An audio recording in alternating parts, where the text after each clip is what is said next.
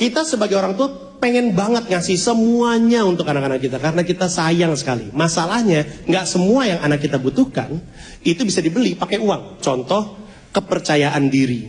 Buat gua, kepercayaan diri itu kunci sekali. Kadang-kadang lu ngeliat orang-orang yang nggak ada bakatnya, tapi kok kayak bisa ada di TV mulu. Udah si kampret pede doang aja, modalnya udah. Kalau nih ada orang bakatnya luar biasa, nggak punya pede, nggak kemana-mana. Maka percaya diri itu kunci sekali. Nah, anak gua yang namanya Dipo, itu pernah ada kejadian gua nggak pernah lupa. Abis itu pendidikan tuh jadi sesuatu yang nempel banget di kepala gua. Waktu dia TK, sekarang dia kelas 1 SD. Tapi waktu dia TK 0 besar, ada masanya dia nggak mau sekolah. Terus gua, Gamila, nanya sama dia, nggak pernah jawab. Muter-muter ada aja jawaban yang ngeles-ngeles gitu. Sampai akhirnya dia bilang, gue inget banget, aku nggak mau sekolah, aku malu. Yang lain udah bisa baca tulis, aku belum, aku goblok. Itu anak TK 0 besar. Anak TK 0 besar nggak seharusnya ngomong kayak gitu. Emang dia nggak mesti bisa, tapi beberapa SD yang ilegal tuh, ini ilegal nih, nggak boleh nih. Ujian masuknya tuh pakai baca tulis. Maka beberapa TK suka ngajarin, Dipo tuh nggak harus bisa. Masalahnya yang lain udah bisa dan dia mengalami pressure itu. Terus kebayang nggak sih? I love my son, 6 years old, malu karena nggak bisa baca tulis. Sebentar gue pengen bilang sama anak gue bahwa gue pun mengalami hal yang sama. Karena tiap orang bakatnya beda-beda. Tapi toh pada akhirnya gue tahu bakat gue dan gue ketemu karir gue. Jadi gue bilang sama anak gue, nah, gak usah sedih, ayah aja SD, SMP, SMA ranking paling bawah. Terus dia ngeliatin gue kayak,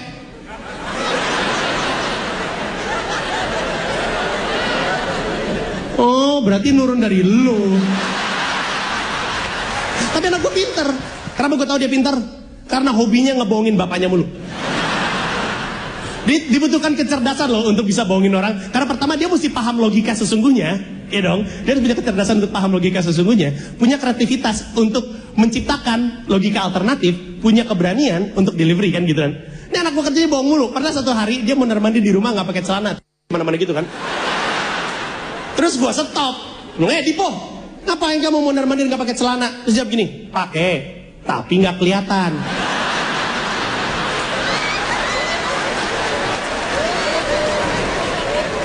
Jahatnya pendidikan di Indonesia adalah ketika setiap anak tidak bisa yakin bahwa dia berbeda dengan orang lain. Jahatnya pendidikan di Indonesia. Bahkan Ki Hajar Dewantoro aja tahun zaman jebot gitu dulu udah pernah bilang bahwa padi nggak akan pernah bisa jadi jagung. Padi lu treat sebagai padi, jagung sebagai jagung. Ya udah jangan disama-samain.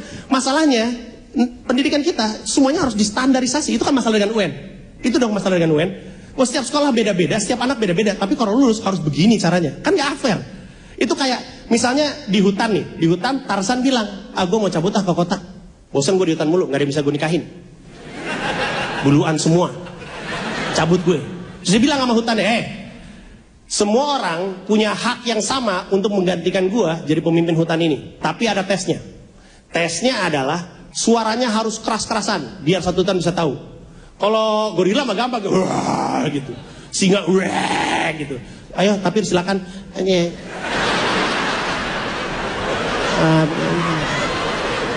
Nggak fair kan. Katanya semua kasihan.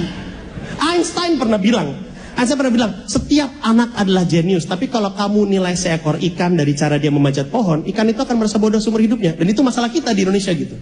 Einstein juga pernah bilang. Thank you.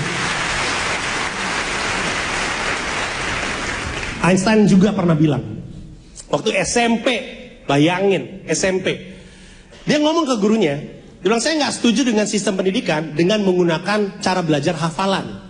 Karena itu mematikan kreativitas dan mematikan semangat belajar. Keluar dia dari sekolah, SMP. Coba anak SMP ngomong gitu sama gurunya sekarang. Keluar juga, dikeluarin tempatnya. Keluar lo. Tapi kan bener. Salah satu ciri bahwa pendidikan di Indonesia masih bermasalah adalah karena beberapa institusi pendidikan memaksakan anaknya untuk hafal. Bahkan bukan itu kuncinya. Kuncinya adalah paham konsepnya dan tahu bagaimana cara aplikasinya. Kan gitu kan? Nggak mesti dihafalin. Contoh gini deh.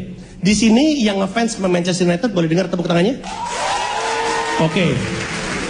Udah deh, hau-hau ntar aja. Lu kata ini non-bar. Aduh lo. Oke, untuk semua yang ngaku ngefans Manchester United, kalau gue suruh sebutin satu aja nama pemain MU sepanjang masa, bisa nggak? Bisa pasti. Diajarin nggak di sekolah? Enggak. Tapi kenapa dia bisa? Kenapa dia hafal? Karena dia minat. Maka kuncinya, bikin dong anak-anak ini minat sama pelajaran, bukan paksa dia untuk ngapal.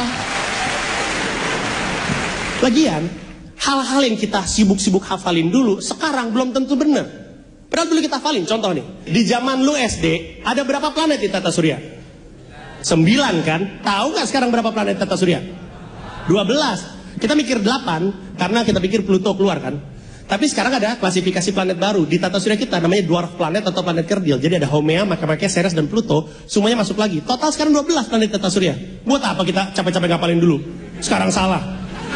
Lah, waktu SD kelas 3, pelajaran IPA ulangan, gue pernah dapat jawab pertanyaan nih. Ini ulangan nih. Ada berapakah jumlah planet di tata surya? A 8, B 9, C 12. Terus kan gue lupa ya, gak hafal. Tapi kan gue mesti jawab kan. Dan kalau misalkan waktu kita kecil kan, kalau lu gak tahu jawabannya, terus lu sosok nemu teori konspirasi gitu.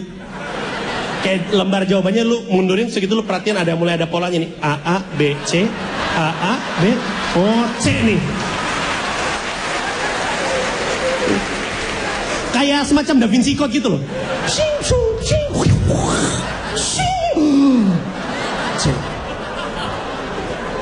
Gue percaya banget dulu dengan itu. Gue jawab C dong, salah, ya kan? Dan dipermalukan gue sama guru gue, karena ternyata cuma gue yang jawab C di kelas. Emang goblok gue kayaknya. Si guru gue, dia ngangkat lembar ulangannya, bilang, anak-anak, masa Panji jawabnya 12? Satu kelas. Bayangin, selama ini gue pikir gue bego, ternyata gue gak bego, gue visioner.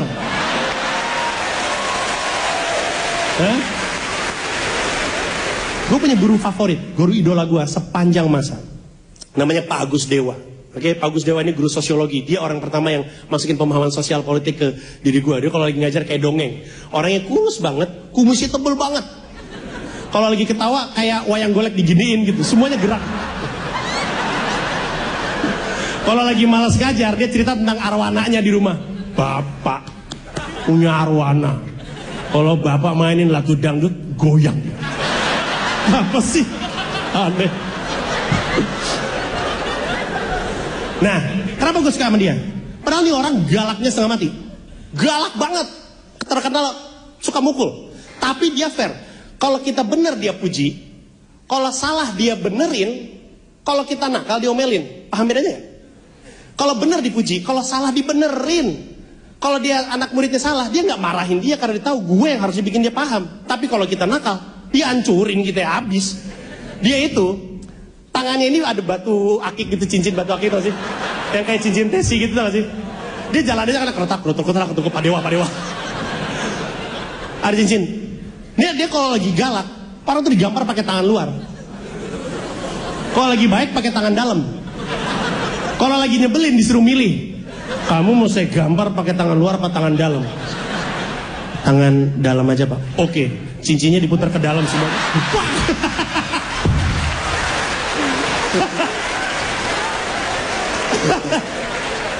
Kenapa guru-guru di Indonesia gila hormat?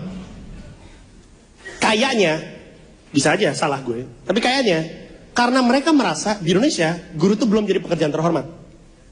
Beda kayak di negara-negara maju. Kenapa gue bisa tahu guru bukan pekerjaan terhormat? Gampang, dari fasilitas yang dia dapat dan dari gaji dia.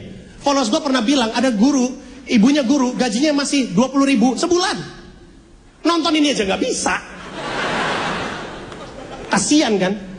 Dan karena belum jadi pekerjaan terhormat, akhirnya kadang-kadang jadi gila hormat, dicari hormatnya. Di negara-negara maju, beda. Semua orang di sini mungkin tahu bahwa di antara semua negara yang ada di dunia, semua negara yang ada di Indonesia, di antara semua negara yang ada di dunia, Finlandia adalah salah satu negara dengan sistem pendidikan terbaik di dunia. Diakui oleh 3 survei independen yang berbeda, diakui oleh semua negara-negara. Obama pernah bilang, kita pengen ubah sate, bakso. Gak. Dia bilang Amerika akan mengubah sistem pendidikannya supaya mirip Finlandia. Korea Selatan yang tadinya nomor 2 padahal juga mengubah sistem pendidikannya supaya mirip Finlandia. Di Finlandia nggak ada PR sampai lu SMA kalau nggak salah, nggak ada PR. Dan jam pelajaran di Finlandia tersedikit di dunia. Kebayang nggak sih? Di sini anak-anak udah dari sekolah dari pagi sampai siang, habis itu sampai sore dipaksain untuk les lagi. Tapi di Finlandia, di negara yang semua orang setuju, ini adalah negara yang keren pendidikannya. Jam pelajarannya paling sedikit di dunia. Kenapa? Karena ketika di rumah nggak usah kerjain PR lagi. Jam belajarnya sedikit nggak apa-apa, karena biar dia bisa punya waktu untuk mengembangkan dirinya sendiri, biar dia tahu minatnya kemana. Gue pernah diundang ke sebuah SD, diminta untuk bicara soal kesuksesan. Gue ngomong di depan anak SD, gue bilang, adik-adik, kalau pengen jadi orang sukses, jangan cuma banyak belajar, banyaklah bermain. Terus guru-guru ngeliatin gue.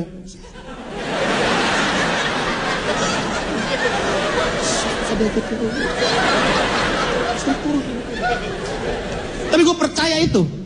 Gue percaya bahwa kita harusnya banyak main. Karena bermain adalah belajar yang dilakukan secara sukarela. Bener gak? Belajar kan gak cuma di halaman buku sekolahan. Ketika kita melakukan sesuatu, itu kan belajar juga. Ketika anak, semua kan dokter atau ahli anak atau apapun lah itu namanya, akan bilang hal yang sama. Otak manusia itu paling berkembang, paling maksimal dipakai potensinya adalah ketika umur 5 tahun. Kenapa? Karena ketika si anak umur 5 tahun, semua yang dilakukan dalam bermain adalah sebenarnya belajar. Kalau ada anak gitu megang batu, oh ini batu nih, itu kaca, kalau gue lempar, oh pecah. Coba gue diem, oh dipukulin. Oke, nanti gue lari.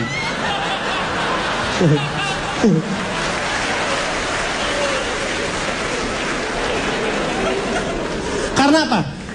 Karena kalau apa yang lu tahu sama persis dengan apa yang dia tahu di dunia profesi nanti, gimana cara lu ngadu sama dia? Yang lu tahu sama persis, standar. Kalau ilmu yang lu punya sama persis dengan ilmu yang dia punya, terus gimana caranya lu bisa bersaing sama nih orang? Untuk punya daya saing, lu harus keluar, belajar dari hal-hal yang gak diajarin. Belajar dari dunia. Dunia ini luas, semuanya itu guru di dunia ini. Sebagai contoh, gue punya teman, ini waktu gue SD, gue punya teman namanya Andon. Andon itu sedikit karena di samping SD Triguna itu YPAC, tapi orang tuanya nggak pengen masukin ke YPAC, dimasukin ke SD gua. Tapi dia agak-agak beda gitu, karena dia pernah nimpuk guru gue Pak Sumarsono pakai penggaris papan tulis gitu. Bapak jahat. Andon sangar. Suatu hari si Andon masuk ke kelas bawa pisau. Istirahat kedua, Andon ke kelas bawa pisau. Tangis gitu, kayaknya mentally breakdown gitu. Sedih juga gue ngeliatnya, tapi dia bawa pisau gitu. Gue tusuk semua orang, gue benci sama semua orang, gue tusuk. Satu kelas bingung, apa yang kita bisa lakukan? Coba kita buka buku pelajaran. Nggak ada. Cari PB, nggak ada juga. SKJ, nggak ada juga. Nggak ada yang ngajarin gimana caranya atau apa yang mesti dilakukan ketika ada yang megang pisau di kelas. Nggak ada yang ngajarin di sekolah. Satu lagi ada teman gua namanya Dimas A. Kenapa namanya Dimas A? Karena di kelas 3B ada 3 Dimas. Dimas Aditama, Dimas Bagja, dan Dimas Cahyo. Dimas A, B, dan C. Dimas mana? Dimas A. Oh, Dimas A, oke. Dimas A datang dari belakang, dari blind side-nya si Andon. Andon lagi gini. Dimas datang dari situ. Dia jalan gitu, tenang gila. Terus tenang gitu, pang gitu. Lepas gitu. Selep kena orang. Tapi ini orang nggak apa-apa, karena itu pisau roti. Kan kita nggak tahu ya, kita cuma ngeliat ada panjang besi ini, pisau tajam gitu. Tapi itu pisau yang buat selai itu, nggak ada tajam-tajamnya. Kita panik semuanya. Terus pas si Andon kehilangan senjata, satu kelas langsung, wih serang dia, cuma langsung begini itu. Sementara di masanya ninggalin aja gitu, gitu. Kayak di film-film. Jadi abis ditinggalin, belakang meledak itu.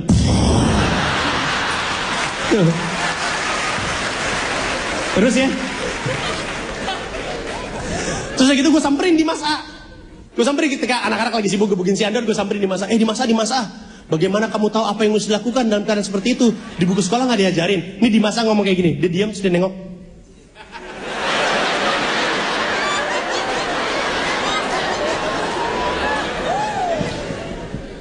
Dari MacGyver.